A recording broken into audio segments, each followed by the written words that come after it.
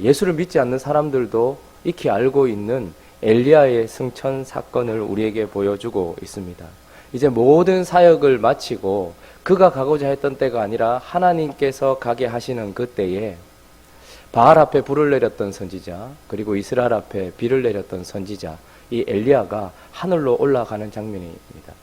하나님께서는 일반적인 방법을 사용하지 않고 왜 엘리야라는 이 사람을 불말과 불병거에 태워서 하늘로 승천하게 하셨을까요? 죽음을 보지 않고 그렇게 가게 하셨을까요?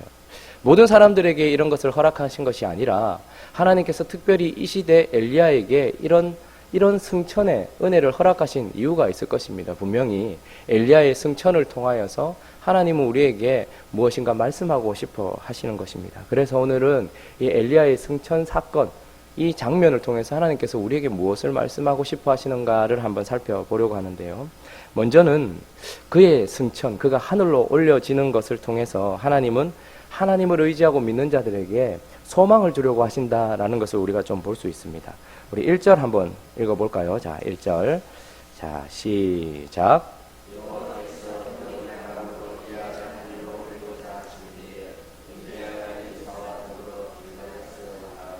여호와께서 회오리 바람으로 죽음을 보지 않고 불말과 불병거를 통해서 이게 좀 신기한 일이지 않습니까? 하늘로 올리고자 하신 이유가 있는데 그것은 바로 우리가 성경에도 보면 죽음을 보지 않고 하늘로 올라간 사람들이 있습니다. 그렇죠? 그 첫 번째가 누굽니까? 에녹이라는 사람입니다. 근데 그 에녹의 인생에 대해서 그렇게 길게 평가하지 않습니다. 65세에 무드셀라를 낳았어요. 가면 보내리라. 그러니까 그가 죽으면 죽으면 셀라 보내리라. 그러니까 무드셀라가 죽으면 심판을 보낸다라는 그 아들의 이름을 짓고 그 아들을 놓고 난 이후에 65세 아들을 놓고 300년 동안 하나님과 동행했던 이야기. 그리고 무드셀라가 죽던 그 해에 노아 홍수 사건이 터지면서 그 예언이 그대로 이루어진 이야기. 그런데 이 에녹에 대해서는 별 말이 없어요. 그가 300년 동안이나 하나님과 동행했는데 뭘 어떻게 했는지 나오지 않고 그저 하나님과 동행한 사람. 그러니까 시간이 지나고 세대가 흐르고 흐를수록 하나님과 멀어지고 있는 이 땅 속에서 하나님과 동행했던 그 사람이 하늘로 죽음을 보지 않고 올라간 이야기, 하나님께로 간 이야기. 그리고 엘리야 같은 경우는 이 세상을 거스르면서 끝까지 하나님께 순종하고 충성했던 한 사람이 하늘로 올려지는 장면. 그리고 또 한 분이 있죠. 예수 그리스도이십니다. 그분은 죽으셨지만 다시 사셔서 승천하셨습니다. 그래서 예수 그리스도와 같은 예수 그리스도를 믿는 믿음을 가진 자들은 그와 같이 하나님께로 간다는 걸 보여주고 있는 것이죠. 그래서 하나님은 사실은 뭔가 사람들을 놀래키려고 기적을 보여주고 사람들에게 신기한 일을 보여주는 것이 아니라 하나님과 동행하고 또 하나님을 의지하여 끝까지 그분에게 순종하고 하나님을 끝까지 의지하면 하나님께로 가게 된다라는 것을 사실 우리에게 보여주고 싶어 하시는 것입니다. 이것을 소망을 가지고서 살아가게 하시는 것입니다. 엘리야의 마지막 사역은 아하시아에게 죽음을 선포하는 사역이었죠.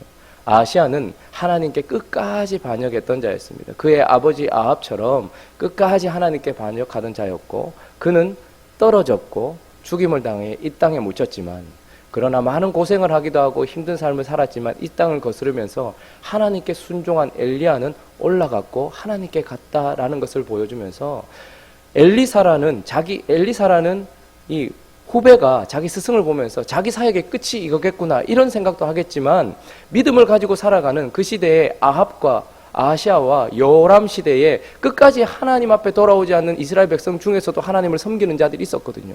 엘리야 같은 사람이 있었거든요. 하나님이 남겨두신 사람이 있었단 말입니다. 그들에게 있어서 엘리야의 승천 사건은 우리가 헛되게 사는 것 아니다. 우리도 하나님 믿고 의지하고 하나님과 동행하면 우리가 동행했던 하나님 그리고 우리가 순종했던 하나님 그리고 우리가 의지했던 그 하나님께로 우리도 올라갈 것이다 라는 소망을 주고 있는 것입니다. 모든 사람들이 다 이런 죽음을 죽지는 않겠죠. 그러나 우리에게는 똑같이 우리 또한 주님께로 갈 것이다 라는 소망을 우리에게 주고 계신다라는 것입니다.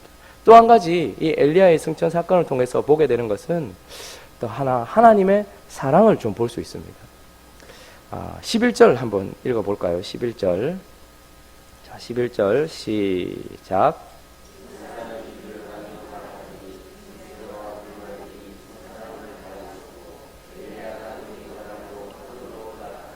엘리야가 회오리 바람으로 하늘로 올라가 버렸습니다. 엘리야와 엘리사를 갈라놓더니 엘리야가 올라가 버렸어요. 떠났다라는 말입니다. 여러분 참 잘 어울리지 않습니까? 하나님을 버린 땅, 하나님을 버린 세대, 하나님을 버린 나라.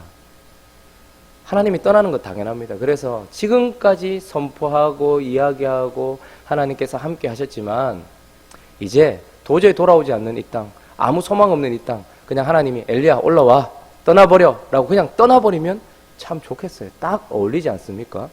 그런데 오늘 우리는 하늘로 올라간 엘리야가 아니라 이 땅에 남겨져 있는 엘리사를 보게 되는 것입니다.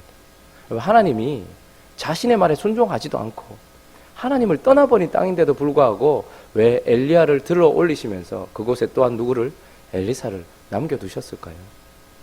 하나님 여전히 이 땅을 사랑하고 있다는, 하나님 여전히 이 땅에서 일하고 계시겠다는, 하나님께서 여전히 이 땅을 버리지 않으신다는 그분의 사랑이 남겨진 엘리사를 통해서 보여지는 것입니다. 여러분 우리는 하나님이 우리와 함께 하신다는 말을 너무 쉽게 합니다. 그죠? 그리고 마치 하나님이 우리에게 은혜를 비친 것처럼 하나님이 우리에게 뭔가를 항상 줘야 되는 분인 것처럼 생각을 합니다. 그런데 한번 생각해 보십시오. 우리가 하나님을 인정을 하기를 합니까? 우리가 하나님을 높여드리기를 합니까? 우리가 하나님의 뜻대로 이 땅이 정말 거룩해지고 있습니까? 그렇지 않음에도 불구하고 하나님이 올라간 엘리야가 아니라 남겨져 있는 엘리사를 통하여서 여전히 일하고 있다는 것은 정말로 큰 은혜인 것입니다. 모세가 가고 그 악독했던 이스라엘 백성 40년 동안 광야에서 하나님의 기적을 체험했음에도 전혀 변함이 없었던 그들을 떠나버린 모세, 그는 기력이 차지 않았고 눈이 흐려지지 않았음에도 하나님께서 데려가셨어요. 그런데 그에게 또한 누구를 남겨두신 겁니까? 그 악독한 이스라엘 백성들에게 여호수아를 남겨두셨습니다. 여호와는 구원이시다라는 이름의 여호수아를 모세를 데려가시고 그곳에 남겨두시면서 하나님은 여전히 이스라엘 백성을 사랑하고 있다라는 것을 보여주신 것입니다. 엘리야가 하늘로 올라갔지만 엘리사를 남겨주셨습니다. 그 엘리사의 이름은 하나님은 구원이시다. 똑같은 이름으로 그렇게 하나님의 백성들에게 그 악독한 땅에 하나님은 엘리사를 남겨두신 것이죠. 예수 그리스도께서도 이 땅에 오셨고 그리고 그분도 하나님은 죄에서 우리를 구원할 자다 라는 이름에 그분이 올라가셨지만 그분은 누구를 남겨두신 것입니까? 이 땅에 자신을 죽인 땅, 자신을 찌른 땅, 자신의 왕을 찢어 죽인 땅, 이 땅에 가장 사랑하는 사도 12 그리고 그분의 영이신 성령을 이 땅에 보내셔서 여전히 하나님은 이 땅에서 일하고 계시다는 것입니다. 그런데 심지어 어디까지요? 우리 속에까지 하나님은 성령을 남겨두신 것입니다. 가장 더러운 곳이 있다면 아마 우리들의 마음 아니겠습니까? 근데 하나님의 영이 우리들 속에 오셔서 여전히 우리를 사랑하고 계시다고 어떨 때는 탄식하시기도 하시고 어떨 때는 아파하기도 하시면서도 여전히 남아있다. 여러분 이것은 얼마나 큰 은혜인지 모릅니다. 하나님이 여전히 우리와 함께하고 계시다. 이곳에 계시다. 여러분 여기가 어디라고 하나님이 여기 같이 계십니까? 이 땅이 어떤 땅인데요? 그런데 하나님은 여전히 이곳에 일하시고 우리를 사랑하신다라는 것을 이 엘리야의 승천 이 상황을 통해서 우리에게 또한 말씀해 주고 있는 것입니다. 또 한 가지 우리가 이 엘리야의 승천과 엘리사의 승계를 통해서 또 한 가지 보게 되는 것은 끝까지 믿음으로 살아야 한다라는 것을 말씀해 주고 계시는 것 같아요. 성경에 보면 계속해서 엘리사를 남겨두려고 하는 장면이 나옵니다. 엘리야가 계속해서 순회를 하죠. 길갈에서부터 역주행을 해요. 구원에 있어서 중요했던 장소들. 그래서 베델을 지나서 여리고로 가고 또 여리고를 지나서 요단으로 갑니다. 우리 보통 장례 행렬은 이제 발인을 하면 그 사람에게 소중했던 장소들, 의미 있었던 장소들을 쭉 돌죠. 엘리야는 살아서 그 장소를 돌고 있습니다. 그런데 하나님께 의미 있었던 장소예요. 역주행을 했지만 요단을 지나게 하신 하나님, 구원한 백성을 그 요단을 지나서 약속의 땅으로 들어가게 하셨던 그 하나님의 역사가 흐르는 곳, 그리고 여리고 첫 번째 성, 그들의 힘으로서는 결코 이길 수 없었던 그 여리고성을 하나님께서 믿음으로 깨뜨리게 하셨던 그 여리고를 지나서 베델을 지나 길갈이라는 곳, 그곳에서 이제 수치가 다 지나갔다. 그래서 굴러가다라는 의미로 길갈이라는 곳에 머물게 하시면서 하나님께서 구원의 은혜의 역사들, 그러니까 엘리야와 엘리사를 바라보고 있는 사람들은 지금 하나님이 구원의 역사를 일으켰던 것을 추억하게 되도록 하나님께서 그렇게 하시고 난 이후에 계속해서 엘리야는 엘리사에게 너는 여기 머물라 이렇게 얘기합니다. 그런데 엘리사는 어떻게 얘기합니까? 계속해서 하나님의 살아계심과 당신의 영혼이 살아있음을 두고 맹세하노니 내가 당신을 떠나지 아니하겠습니다 이렇게 얘기합니다.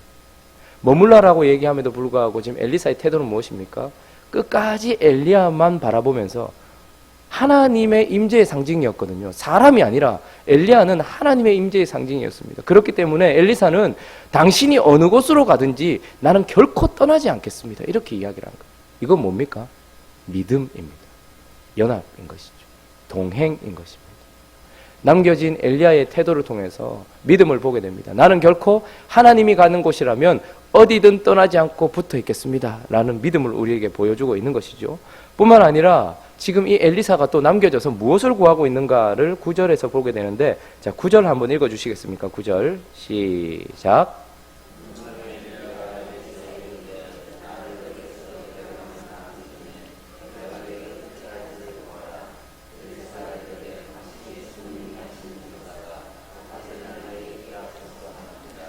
엘리사가 엘리야에게 성령의 역사가 갑절이나 있도록 좀 은혜를 주십시오라고 이야기합니다. 여러분 이미 엘리사는 10여 년 전에 엘리야의 부름을 받고 선지자로 기름 부음 받았어요. 그러니까 이미 후계자였고 계승한 사람이었습니다. 그리고 역시 이제 엘리야가 떠나면 그냥 그 사역을 감당할 수 있었습니다. 그런데 그거 어떻게 합니까? 10년 동안 자기의 경험과 배워왔던 그 어떤 것이 아니고 내게 역사를 일으킬 수 있도록 성령의 은혜를 주십시오. 갑절을 달라는 것은 장자권을 얘기하는 것입니다. 뭐 더 많은 것을 달라는 것이 아니라 내가 당신을 계승할 수 있도록 성령의, 원래 장자에게는 2몫을 주거든요. 그러니까 2배를 허락해 주십시오라는 것은 하나님께서 당신을 통해 하셨던 일을 내게 하시는 것을 계승해 주십시오 이런 뜻입니다. 그러니까 믿음으로 지금 뭘 구하고 있는 것입니까? 하나님과 떨어지지 않겠다라고 구할 뿐만 아니라 하나님의 역사를 지금 구하고 있는 거예요. 성령의 은혜를 구하고 있는 거예요. 성령의 역사를 구하고 있는 겁니다. 이것도 바로 믿음인 것이죠. 또 하나, 그가 정말로 하나님만 의지했다는 것을 보게 되는데 12절에 보니까 엘리야가 떠나버렸습니다. 그때 그가 이렇게 소리 지르죠. 아버지여, 아버지여, 이스라엘의 병거와 그 마병이요. 그에게 있어서 엘리야는 스승이 아니라 아버지였습니다. 뿐만 아니라 이스라엘의 병거와 마병이었습니다. 그런데 그가 가고 난 이후에 14절, 우리 같이 한번 읽어볼까요? 14절 시작.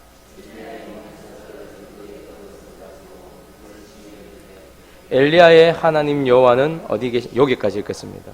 그가 엘리야를 찾는 것이 아니고 지금 누구를 찾고 있는 것입니까? 엘리야의 하나님을 찾고 있는 것입니다. 그러니까 이 엘리사는 믿음으로 끝까지 하나님과 동행하겠다라는 것을, 그리고 믿음으로 성령의 역사를, 그리고 믿음으로 누구를 구하고 있는 겁니까? 엘리야가 아니라 엘리야의 하나님을 구하고 있다라는 것을 보여주고 있습니다. 그래서 남겨진 사람이 믿음을 붙들고 믿음으로 살아가야 한다는 것을 우리에게 보여주고 있는 것이죠. 말씀을 정리하면서 엘리야의 승천과 이 엘리사의 승계를 통하여서 우리는 이 장면 속에 하나님께서 소망과 사랑과 믿음을 우리에게 지금 보여주고 계십니다. 우리도 이 땅에서 어떻게 살지 모르겠지만 결국 우리는 우리가 의지했고 우리가 사랑했던 하나님께로 들려 올라가게 될 것입니다. 예수 그리스도에게 일어난 일이 왜 그렇게 우리에게 소중하냐 하면 그분에게 일어난 모든 일은 우리에게 일어날 것이기 때문입니다. 우리는 예수 그리스도처럼 우리 시대에 주님이 오셔서 들려 올라가면 제일 좋겠지만 그렇지 못하고 이 땅에 묻힌다 하여도 우리는 하나님께로 올라갈 것입니다. 그런 소망으로 살아가는 우리가 되기를 예수 그리스도의 이름으로 축원합니다. 그러나 뿐만 아니라 죄 많고 더럽고 허물 많은 이 땅이지만 엘리사를 남겨두신 그 하나님의 사랑을 우리 마음 가운데 품고 우리 주변을 사랑하며 살아가는 행복한 우리 교회가 되기를 예수 그리스도의 이름으로 축원합니다. 그러나 우리에게는 오늘 이 하루도 믿음이 필요합니다. 하나님이 어디를 가시든 나는 결코 떠나지 않겠습니다. 하나님이 무슨 일을 맡기시든 성령의 은혜와 역사가 제게 필요합니다. 하나님만이 필요합니다. 하나님이여 어디 계십니까? 라고 고백하며 하나님만 믿으며 살아가는 우리 모두가 되어서 이 행복한 우리 교회가 엘리야의 승천은 그리고 엘리사의 남겨짐을 보면서 고스란히 소망 가운데서 사랑을 품고 믿음으로 살아가기를 예수 그리스도의 이름으로 축원합니다. 우리 같이 한번 기도하지요. 올라간 엘리야를 바라봤으면 좋겠습니다. 우리도 그와 같아질 것입니다. 남겨진 엘리사를 바라봤으면 좋겠습니다. 우리도 이 땅을 사랑해야 합니다. 그리고 엘리사의 태도를 바라봤으면 좋겠습니다. 우리에게는 믿음이 필요합니다. 하나님, 오늘도 소망과 사랑과 믿음으로 살아갈 수 있도록 인도하여 주시옵소서. 그렇게 기도했으면 좋겠고, 행복한 우리 교회를 위해서 기도해 주시고, 또 각자의 기도 제목들을 가지고 기도하시다가 개인적으로 돌아가시면 되겠습니다. 기도하겠습니다.